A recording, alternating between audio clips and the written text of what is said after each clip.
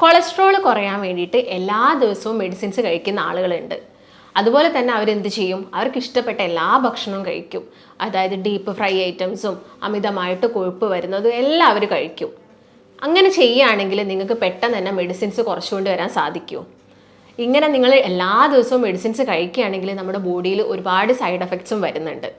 ഇപ്പോൾ കൊളസ്ട്രോൾ എന്ന് കേൾക്കുന്ന സമയത്ത് നമുക്ക് എല്ലാവർക്കും ഭയം തന്നെയാണ്. കാരണം നമുക്കറിയാം സ്ട്രോക്ക് വരും, അറ്റാക്ക് വരും, ഇങ്ങനെയുള്ള പ്രശ്നങ്ങളൊക്കെ നമ്മൾ കേട്ടിട്ടുണ്ട്.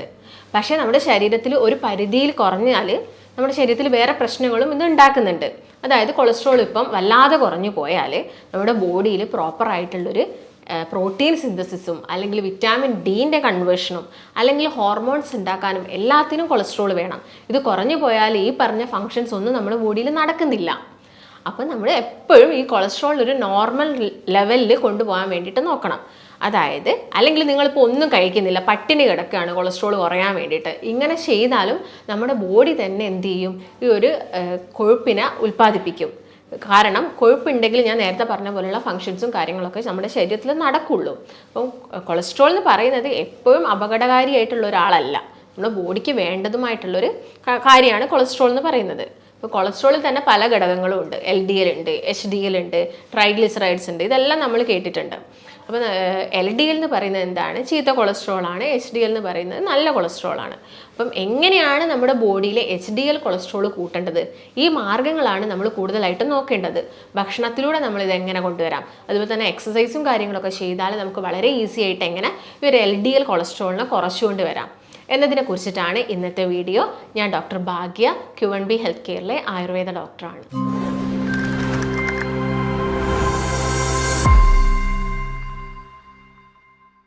നമ്മുടെ ശരീരത്തിന് ആവശ്യമായിട്ടുള്ള അല്ലെങ്കിൽ നമ്മുടെ കോശങ്ങൾക്ക് ആവശ്യമായിട്ടുള്ള ഒരു കൊഴുപ്പ് കണികേനെയാണ് നമ്മൾ കൊളസ്ട്രോൾ എന്ന് പറയുന്നത്. അതിൽ തന്നെ നിങ്ങൾ കേട്ടിട്ടുണ്ടാവും ട്രൈഗ്ലിസറൈഡ്സിനെ കുറിച്ചൊക്കെ. അത് വളരെ മൈന്യൂട്ട് ആയിട്ടുള്ള ഒരു കൊഴുപ്പ് കണികയാണ് ട്രൈഗ്ലിസറൈഡ്സ്. ഈ പറഞ്ഞ ട്രൈഗ്ലിസറൈഡ്സ് കൂടിയാൽ നമ്മുടെ ബോഡിക്ക് പ്രശ്നങ്ങൾ തന്നെയാണ്. ഹാർട്ടിന് ഇഷ്ടമില്ലാത്ത അല്ലെങ്കിൽ വേണ്ടാത്തൊരു കൊളസ്ട്രോളാണ് എന്ത് ട്രൈഗ്ലിസറൈഡ്സ് എന്ന് പറയുന്നത്. പിന്നെ നമ്മളിൽ ഒട്ടുമിക്ക ആളുകളും കൊളസ്ട്രോൾ ചെക്ക് ചെയ്യുന്ന സമയത്ത് ലിപ്പിഡ് പ്രൊഫൈലൊക്കെ നോക്കാതെ അതിന് പകരം ടോട്ടൽ കൊളസ്ട്രോൾ മാത്രം നോക്കുന്ന ആളുകളൊക്കെ ഉണ്ട്. ഇപ്പം കൊളസ്ട്രോൾ കൂടിയാൽ ഞാൻ നേരത്തെ പറഞ്ഞ പോലെ തന്നെ അറ്റാക്ക് വരുന്നു, അതുപോലെ തന്നെ ഫാറ്റി ലിവർ പോലുള്ള പ്രശ്നങ്ങൾ വരുന്നു, പെട്ടെന്ന് സ്ട്രോക്ക് വരുന്നു, ഇങ്ങനെയുള്ള കാര്യങ്ങളൊക്കെ നമ്മൾ കേൾക്കാറുണ്ട്. അപ്പോൾ ഇതിന് വേണ്ടിയിട്ട് നിങ്ങൾ മെഡിസിൻസ് എല്ലാ കാലവും കഴിക്കുകയാണെങ്കിൽ നമുക്കറിയാതെ നമ്മുടെ ലിവറിനും പ്രശ്നമാണ്, അതുപോലെ തന്നെ കിഡ്നിക്കും പ്രശ്നമാണ്. അപ്പം നമുക്ക് എങ്ങനെ ഭക്ഷണത്തിലൂടെ കൊളസ്ട്രോൾ കുറച്ചുകൊണ്ട് വരാം, അല്ലെങ്കിൽ എങ്ങനെ നമ്മുടെ HDL കൊളസ്ട്രോളിനെ നമുക്ക് കൂട്ടിയെടുക്കാം എന്നൊന്ന് നോക്കാം. അപ്പോൾ നോർമലി നിങ്ങൾ കഴിക്കുന്ന ഭക്ഷണത്തിൽ എന്താണെങ്കിലും അരിയാഹാരം ഉണ്ടായിരിക്കും. പ്രത്യേകിച്ച് മലയാളികൾക്ക് അരിയാഹാരം ഇല്ലാതെ ഒരു ഡേ അവർക്ക് കംപ്ലീറ്റ് ചെയ്യാൻ പറ്റില്ല. അപ്പം ഇങ്ങനെ ആവുന്ന സമയത്ത് നമ്മൾ എന്ത് ചെയ്യാം? അരിയാഹാരത്തിൻ്റെ അമിതമായിട്ടുള്ള ഉപയോഗം ഒന്ന് കുറച്ചുകൊണ്ട് വരിക. അപ്പോൾ 3 നേരം അരിയാഹാരം കഴിക്കുന്ന ആളുകളാണെങ്കിൽ അത് ഒരു നേരത്തിലോട്ട് ചുരുക്കി കൊണ്ടുവരിക. എന്നിട്ട് ബാക്കിയുള്ള സമയത്ത് നമ്മുടെ ബോഡിക്ക് വേണ്ട എനർജിയും കാര്യങ്ങളും കൊടുക്കുന്ന ന്യൂട്രീഷ്യസ് ആയിട്ടുള്ള പ്രോട്ടീൻസും കാര്യങ്ങളൊക്കെ ഉൾപ്പെടുത്തുക. അപ്പം എല്ലാ ദിവസവും ഉച്ചയ്ക്ക് ഇപ്പം ചോറ് കഴിക്കുന്ന ആളുകളാണെങ്കിൽ നിങ്ങൾ ചോറിൻ്റെ അളവ് 1/3 ഭാഗം മാത്രമാക്കിയിട്ട് ബാക്കിയുള്ളത് എന്ത് ചെയ്യാം? കറികളും തോരനും അങ്ങനെയുള്ള പ്രോബയോട്ടിക്സ് ആയ തൈരോ മോരോ അങ്ങനെയുള്ള എന്തെങ്കിലുമൊക്കെ കാര്യങ്ങൾ ആഡ് ചെയ്യാൻ വേണ്ടിയിട്ട് നോക്കുക. ഇപ്പം രാവിലെ ആകുന്ന സമയത്ത് ഒട്ടുമിക്ക ആളുകൾക്കും ഇതുപോലെ തന്നെ ബ്രേക്ക്ഫാസ്റ്റിന് എന്തെങ്കിലും ദോശയോ ഇഡ്ഡലിയോ ഒക്കെ ആയിരിക്കും കൂടുതലും താല്പര്യം ഉണ്ടാവുക.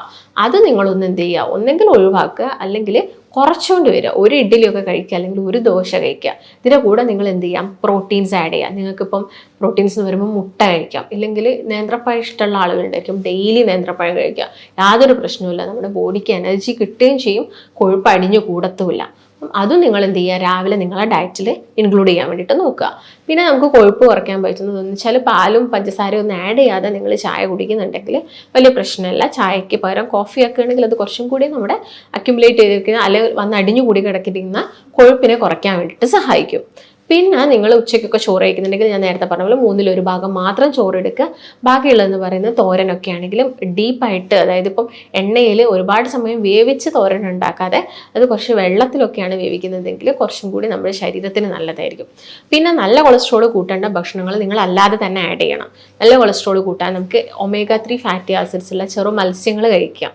അതുപോലെ തന്നെ നട്ട്സുകളാണെങ്കിലും നിങ്ങൾക്ക് ബദാമൊക്കെ നന്നായിട്ട് കഴിക്കാം. കാഷ്യൂയുടെ ഉപയോഗം കുറച്ച് കുറയ്ക്കുക. കാഷ്യൂ കൂടുതലായിട്ട് എടുക്കുന്ന സമയത്ത് ചിലപ്പോൾ ട്രൈഗ്ലിസറൈഡ്സ് ഒക്കെ കൂടാനുള്ള ചാൻസസ് ഉണ്ട്.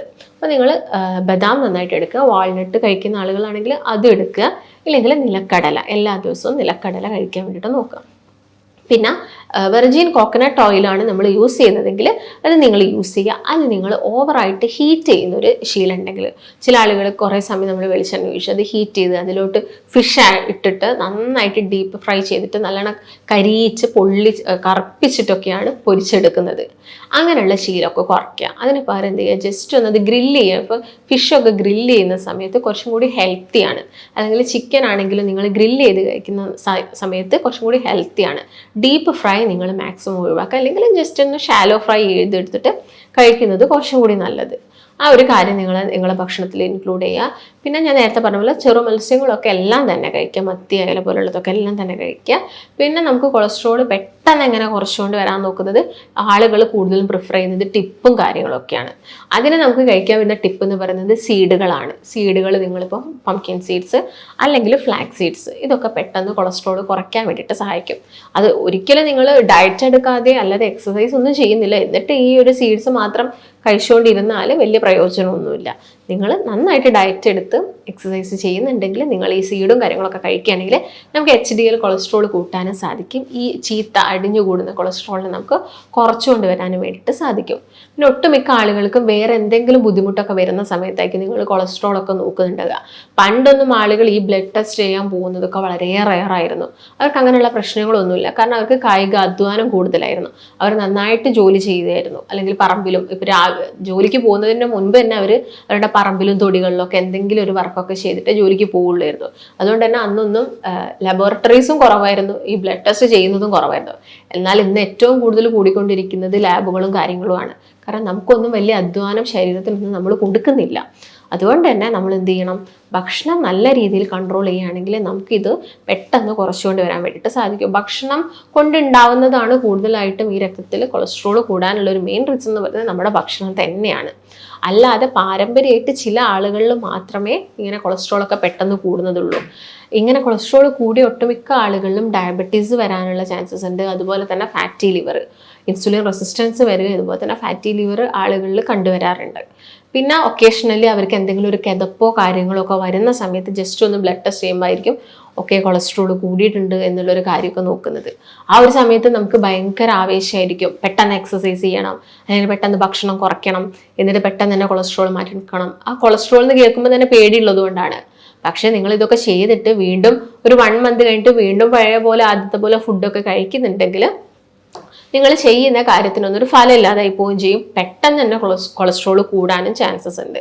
അപ്പം നിങ്ങൾ ഓൾറെഡി ഇത് കുറഞ്ഞ് വന്നു കഴിഞ്ഞാൽ പിന്നെ എല്ലാം ഒരു കൺട്രോളിൽ, ഒരു നോർമൽ ഡയറ്റിൽ, ബാലൻസ്ഡ് ആയിട്ടുള്ള ഡയറ്റിൽ നമുക്ക് വേണ്ട കാര്യങ്ങളൊക്കെ കഴിച്ചുകൊണ്ട് തന്നെ എന്ത് ചെയ്യണം, ഒരു ലൈഫ് മുന്നോട്ട് പോകണം. അതുപോലെ തന്നെ കൊളസ്ട്രോൾ കൂട്ടുന്ന കുറച്ച് കാര്യങ്ങൾ നമുക്ക് എല്ലാവർക്കും അറിയാം. കോമൺ ആയിട്ട് നമ്മളെല്ലാവരും പറയുന്നത് ഒന്ന് റെഡ് മീറ്റാണ്. അമിതമായിട്ടുള്ള റെഡ് മീറ്റിൻ്റെ ഉപയോഗം കൊളസ്ട്രോൾ കൂട്ടും. പിന്നെ ഈ വനസ്പതി അല്ലെങ്കിൽ ഡാൽഡ പോലുള്ള ഓയിൽസ് കാര്യങ്ങളൊക്കെ, ഇതും കൊളസ്ട്രോൾ പെട്ടെന്ന് കൂട്ടും. അല്ലെങ്കിൽ സൺഫ്ലവർ ഓയിൽ കൂടുതലായിട്ട് ഒഴിച്ച് ഫുഡ് ഉണ്ടാക്കുന്ന സമയത്ത് കൊളസ്ട്രോൾ കൂടുതലായിട്ട് കൂടാറുണ്ട്. അതുപോലെ തന്നെ നിങ്ങൾ മധുരം കൂടുതലായിട്ട് കഴിക്കുന്ന ആളുകളാണെങ്കിൽ വരുന്നുണ്ട്. പിന്നെ കൂടുതലും ഈ ഫാസ്റ്റ് ഫുഡ് കഴിക്കുക, മൈദ, പൊറോട്ട, മൈദ അടങ്ങിയിട്ടുള്ള ഭക്ഷണങ്ങളൊക്കെ കൂടുതലായിട്ട് വരുന്ന സമയത്ത് കൊഴുപ്പും കാര്യങ്ങളൊക്കെ വരിക. ശരീരത്തിന് വലിയ അധ്വാനമൊന്നും കൊടുക്കുന്നില്ലെങ്കിൽ പെട്ടെന്ന് കൊളസ്ട്രോൾ കൂടാനുള്ള ചാൻസസ് ഉണ്ട്. അപ്പം നിങ്ങൾ മാക്സിമം എന്ത് ചെയ്യുക, നിങ്ങൾ ഭക്ഷണം കഴിച്ചു പോയെങ്കിൽ തന്നെ ആ ഒരു ദിവസം നന്നായിട്ട് വർക്കൗട്ടും കാര്യങ്ങളൊക്കെ ചെയ്യാം. അപ്പോൾ വർക്കൗട്ട് ചെയ്യുന്ന സമയത്ത് നിങ്ങൾ എല്ലാവർക്കും ചിലപ്പോൾ ജിമ്മിലൊന്നും പോകാൻ പറ്റിയെന്ന് വരില്ല. അപ്പം നോർമലി നിങ്ങൾ നടക്കുക. അപ്പോൾ നിങ്ങൾക്കിപ്പം കുറച്ച് ദൂരെ ബസ് സ്റ്റോപ്പിലോട്ടുള്ളതെങ്കിലും മാക്സിമം വാഹനങ്ങളൊക്കെ എടുക്കാതെ തന്നെ നന്നായിട്ട് കൈ വീശിയൊക്കെ നടക്കാൻ വേണ്ടിയിട്ടൊക്കെ നോക്കുക.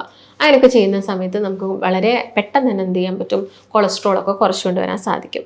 നോർമലി എല്ലാവർക്കും അറിയാം HDL ഒക്കെ എത്ര ലെവലിൽ വരണം, ഒരു 40ൻ്റെ മുകളിലായിരിക്കണം HDL കൊളസ്ട്രോൾ. അപ്പോൾ HDL കൊളസ്ട്രോൾ കൂട്ടുന്ന ഭക്ഷണം നോക്കുകയാണെങ്കിൽ പ്രത്യേകം നിങ്ങളത് എല്ലാ ദിവസവും കഴിക്കുകയാണെങ്കിൽ, ഇപ്പം ഒലീവ് ഓയിൽ ആഡ് ചെയ്ത് കഴിക്കുന്ന ആളുകൾ, അതുപോലെ തന്നെ അവക്കാഡോ നന്നായിട്ട് എടുക്കുന്ന സമയത്ത്, നിലക്കടല കഴിക്കുന്ന സമയത്ത്, ഇതൊക്കെ നമ്മുടെ ശരീരത്തിൽ നല്ല കൊളസ്ട്രോൾ കൂട്ടുന്ന കുറച്ച് ഭക്ഷണങ്ങളാണ്. പിന്നെ നിങ്ങളിപ്പം ചിക്കൻ കഴിച്ചതുകൊണ്ട് കൊളസ്ട്രോൾ പെട്ടെന്ന് കൂടുകയൊന്നുമില്ല. എല്ലാ ദിവസവും ചിക്കൻ കഴിക്കുന്നതൊക്കെ ഒഴിവാക്കിയിട്ട് എപ്പോഴെങ്കിലുമൊക്കെ ചിക്കനൊക്കെ എടുക്കുക. മുട്ട അതുപോലെ വലിയ പ്രശ്നക്കാരനല്ല. മുട്ട ഒരുപാട് ആളുകൾക്കുള്ള ഡൗട്ടാണ് കൊളസ്ട്രോൾ പെട്ടെന്ന് കൂടും എന്നുള്ളത്. മുട്ട കൊളസ്ട്രോൾ കൂട്ടില്ല. ഇതിനകത്തുള്ളത് ലെസിത്തിൻ എന്ന് പറഞ്ഞ ഒരു ആൻറ്റി ഓക്സിഡൻറ്റ് എന്ത് ചെയ്യുന്നത് HDL കൊളസ്ട്രോൾ ആണ് കൂട്ടുന്നത്. അപ്പോൾ മുട്ട കഴിക്കുന്നതുകൊണ്ട് വലിയ പ്രശ്നമൊന്നുമില്ല. പാല് കുടിക്കുന്നതും വലിയ പ്രശ്നമുള്ള കാര്യമല്ല. എന്നാൽ ചില ആളുകൾക്ക് അലർജിയൊക്കെ വരുന്നതുകൊണ്ട് പാടയൊക്കെ നീക്കിയിട്ട് സ്കിംഡ് മിൽക്ക് യൂസ് ചെയ്യുന്നത് കുറച്ചും കൂടി നല്ലത്. അപ്പം ആ ഒരു കാര്യങ്ങളൊക്കെ നിങ്ങൾ ഭക്ഷണത്തിലൊക്കെ ഇൻക്ലൂഡ് ചെയ്യുക. ഞാൻ നേരത്തെ പറഞ്ഞ പോലെ എക്സസൈസ് എല്ലാ ദിവസവും ഫോളോ ചെയ്യുക. എന്നിട്ട് മാക്സിമം നിങ്ങൾ കഴിക്കുന്ന മെഡിസിൻസ് കുറച്ചുകൊണ്ട് വരാൻ വേണ്ടിയിട്ട് നോക്കുക. ഒട്ടുമിക്ക ആളുകളും ഈ ഒരു നെഞ്ചുവേദന വന്നിട്ട് പെട്ടെന്ന് ഹോസ്പിറ്റലിൽ എത്തിയതിന് ശേഷമായിരിക്കും മനസ്സിലാക്കുന്നുണ്ടാവുക കൊളസ്ട്രോൾ കൂടി, ബ്ലോക്കായി, സ്ട്രോക്ക് വന്നു, അല്ലെങ്കിൽ അറ്റാക്ക് വന്നു, ഇങ്ങനെയുള്ള കാര്യങ്ങളൊക്കെ. അപ്പം ഇത് നിങ്ങൾ ആദ്യമേ മനസ്സിലാക്കുക, അല്ലെങ്കിൽ ആദ്യം നിങ്ങൾക്ക് ഭക്ഷണം ഒക്കെ നന്നായിട്ട് നമുക്ക് തന്നെ മനസ്സിലാവും, ഓ ഞാൻ ഓവറായിട്ട് കഴിക്കുന്നുണ്ട്, ഞാനിപ്പോൾ ഈ ഒരു 1 വീക്കായിട്ട് വല്ലാതെ പുറത്തുനിന്ന് കഴിക്കുന്നുണ്ട്, അല്ലെങ്കിൽ വല്ലാതെ അമിതമായിട്ട് ചോറൊക്കെ 2-3 നേരം കഴിക്കുന്നുണ്ട്, നമുക്ക് തന്നെ മനസ്സിലാവുന്ന ഒരു സ്റ്റേജ് ഉണ്ടല്ലോ. അത് പെട്ടെന്ന് തന്നെ കുറയ്ക്കാൻ വേണ്ടിയിട്ടുള്ള മാർഗ്ഗങ്ങളൊക്കെ നോക്കുക. അതായത് എക്സസൈസ് ചെയ്തിട്ടും ഡയറ്റ് എടുത്തിട്ടൊക്കെ. അല്ലാതെ നിങ്ങൾ അനാവശ്യമായിട്ട് മെഡിസിൻസ് ഒക്കെ കഴിച്ചിട്ട് ഇങ്ങനെ കൊളസ്ട്രോളിന് മെഡിസിൻസ് എടുക്കുന്ന ആളുകൾ ചിലപ്പോൾ ഡയബറ്റീസ് പേഷ്യൻ്റ് ആയിരിക്കാം, അല്ലെങ്കിൽ അവർക്ക് BP ഉണ്ടായിരിക്കാം. അങ്ങനെ ഒരുപാട് മെഡിസിൻസ് ആയിരിക്കും. ചിലപ്പോൾ ഒരു ദിവസം 6-10 മെഡിസിൻസ് ഒക്കെ കഴിക്കുന്ന ആളുകളുണ്ടായിരിക്കും. അത് നമുക്ക് പെട്ടെന്ന് എന്ത് ചെയ്യാം, മാറ്റിയെടുക്കാൻ വേണ്ടിയിട്ടുള്ള മെത്തേഡ്സും കാര്യങ്ങളൊക്കെയാണ് ഞാൻ ഈ പറഞ്ഞ ഡയറ്റും ഭക്ഷണത്തിൽ ശ്രദ്ധിക്കേണ്ട കുറച്ച് കാര്യങ്ങളൊക്കെ. അപ്പോൾ അത് നിങ്ങൾ കറക്റ്റായിട്ട് ഫോളോ ചെയ്യുകയാണെങ്കിൽ നമുക്ക് ഈസി ആയിട്ട് തന്നെ എന്ത് ചെയ്യാൻ പറ്റും, കൊളസ്ട്രോളൊക്കെ കുറച്ചുകൊണ്ട് വരാൻ വേണ്ടിയിട്ട് സാധിക്കും. അതുപോലെ തന്നെ ഒട്ടുമിക്ക ആളുകളും ചെയ്യുന്നതാണ് ടിപ്പ് മാത്രം ഫോളോ ചെയ്യുന്നത്. അപ്പോൾ ടിപ്പ് മാത്രം ഫോളോ ചെയ്താലൊന്നും നമ്മുടെ ശരീരത്തിലുള്ള കൊളസ്ട്രോളൊന്നും പെട്ടെന്നൊന്നും നമുക്ക് കുറച്ചുകൊണ്ട് വരാൻ സാധിക്കില്ല. പെട്ടെന്ന് കൊളസ്ട്രോൾ കുറച്ചിട്ടില്ലെങ്കിലും ഞാൻ നേരത്തെ പറഞ്ഞ പോലെയുള്ള ബുദ്ധിമുട്ടുകളും ഉണ്ടാകുന്നുണ്ട്. അപ്പോൾ ഇക്കാര്യങ്ങളൊക്കെ നിങ്ങൾ പ്രത്യേകം ശ്രദ്ധിക്കുക. അപ്പോൾ നിങ്ങളിപ്പം ഇതിന് വേണ്ടിയിട്ടൊരു ഡയറ്റ് എടുക്കാൻ നോക്കുന്ന ആളുകളൊക്കെ ആണെങ്കിൽ, നിങ്ങൾക്ക് ഇതിനെക്കുറിച്ച് കൂടുതൽ അറിയാനൊക്കെ ആഗ്രഹമൊക്കെ ഉണ്ടെങ്കിൽ നമ്മുടെ ക്ലിനിക്കിലൊക്കെ ആണെങ്കിൽ നമ്മൾ പ്രോപ്പറായിട്ടുള്ള ഡയറ്റും കാര്യങ്ങളും ഡയറ്റീഷ്യനും ഒക്കെ നമ്മൾ പ്രൊവൈഡ് ചെയ്യുന്നുണ്ട്. അപ്പോൾ നിങ്ങൾക്ക് ഇതിനെക്കുറിച്ചുള്ള സംശയങ്ങളും കാര്യങ്ങളൊക്കെ ഉണ്ടെങ്കിൽ എന്ത് ചെയ്യുക, നിങ്ങൾ താഴെ കാണുന്ന നമ്പറിൽ കോൺടാക്റ്റ് ചെയ്യുക. നിങ്ങൾക്ക് മറ്റൊരു നല്ല ഹെൽത്ത് ടോപ്പിക്കുമായിട്ട് വീണ്ടും കാണാം. നന്ദി.